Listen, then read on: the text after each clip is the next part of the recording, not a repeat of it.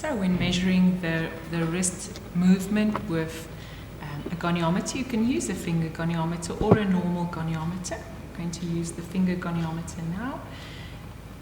I'm going to start moving from extension. So place the axis on the ulnar head, the static bar down the ulnar shaft, and then move into extension.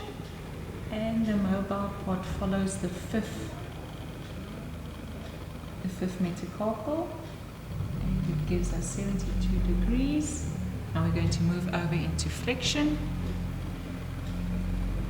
Same applies. Axis on the ulnar head, down the shaft, your static arm, and then the mobile part. Just make sure you're in line. It gives us an 80-degree flexion of the wrist, active movement. So you can passively move it as well. If the timeline of healing allows for you to do passive movements, you can always move it a little bit more and then do the measurement there. Remember, for certain conditions like an extensor tendon repair, you won't do the passive movement too soon. Now we're going to go on measuring the active range of movement of the left little finger. Remember, there's 3 joints. There's the metacarpal joint, proximal PIP, proximal interphalangeal joint, and the distal interphalangeal joint, okay, which we call the DIP.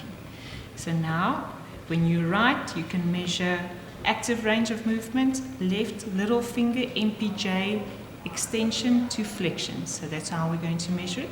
And extend your hand fully. Good.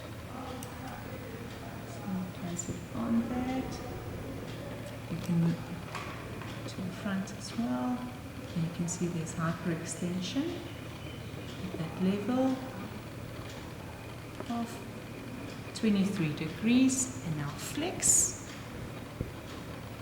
Place it on the bone, on the metacarpal, and the flexion 82 degrees.